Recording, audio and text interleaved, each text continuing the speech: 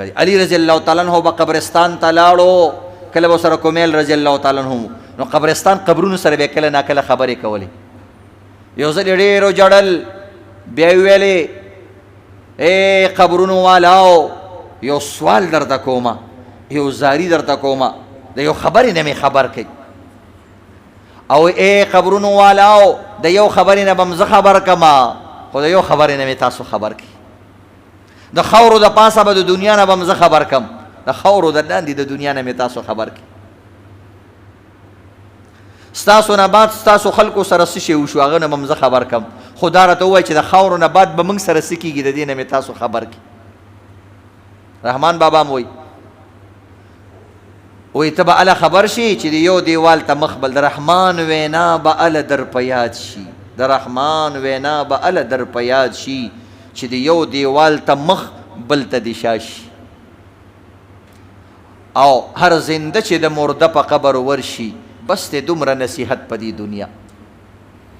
نو علی رضی الله تعالی عنہ به ویل یا اهل القبور اموالکم قسمت ودیارکم سکنت ونساؤکم زوجت واولادکم حرمت.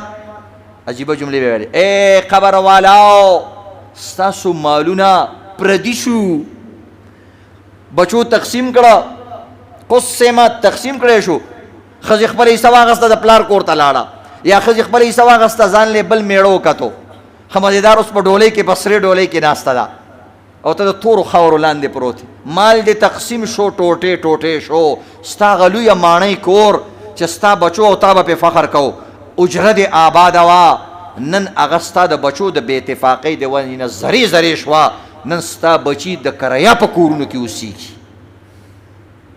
ودیارکم سکنت، کم ماڼۍ او کور چې تا جوړ کړی و مخکې پکې ته اوسېدې، مسکون وي، سکونت دی، اوس پکې پردي خلک آباد شو. مخکې پکې د فلانکي خان کتبه لګېدلې وه، اوس پکې د ډینګري خان کتبه لګېدلې ده. ستا هغه کتبه یې د میخونو سره راونړوله، وایي دا د فلاني کور نه دی، اوس زموږ کور دی.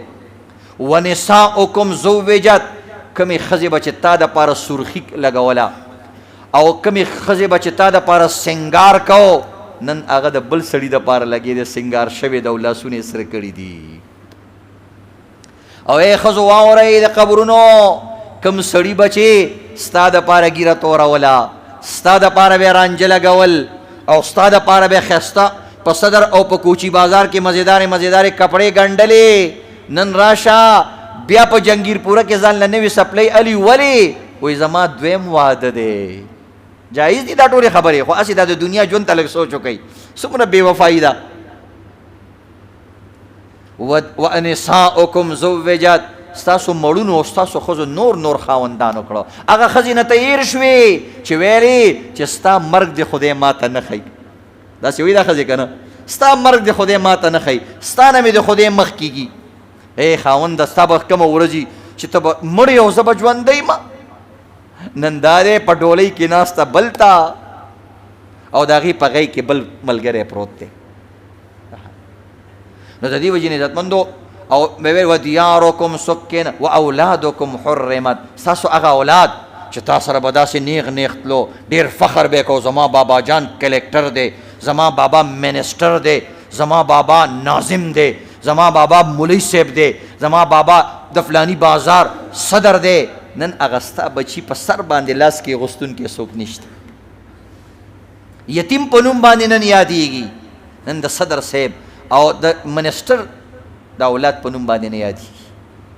نو د دې وجې نه بیا قبر والا تېری، قبرونو والاو ما خو ستاسو د حال نه خبر کړئ، اوس موږ هم د یو حال نه خبر کړئ که نه چې د دې تورو خاورو لاندې څه شی په کار راځي. او به یې جړل سلګو سره، کومیل به ولله کله د اوښکې پاکې کړې، ویلې حضرت بس کا، زړه به دې اوچ وي ولې جاړې. وایي ګوره دا خلکو ته ما څومره د نصیحت خبرې وکړې، دوی موږ ته یو د نصیحت خبره نه کوي چې دلته لاندې څه په کار راځي، نه کوي موږ ته نصیحت. دا به هسې د عبرت دپاره ویل کېږي، هغه ته هم پته وه چې مړي خبرې نه کوي، چې خبر شو چې دلته څه په کار راځي.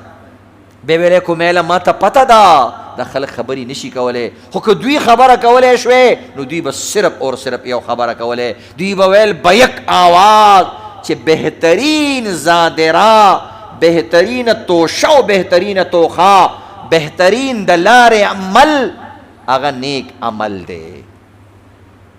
دلته خایس کوټه شو، دلته فرشتي د چا خایس ته نه ګوري چې ته خو ډېر سوري اوس چې په دې چابک دی وامه نو دا خو به ډېر بد لګي. دلته فرشتي ته نه ګوري، د چا د خایس نه متاثره کېږي. ړندې کڼې فرشتي دي، د چا د خایس نه متاثره کېږي، د چا د صدارت نه متاثره کېږي، د پیغمبر د زوی د زویوالي نه متاثره کېږي. کنعان یې غربولی دی، د نوح علیه السلام زوی، د لوط علیه السلام غوندې جلیل القدر پیغمبر ښځه یې غربولې ده. نو موږ څه یو ان شاء الله د آخرت لپاره به تیاری کوو که ان شاء الله.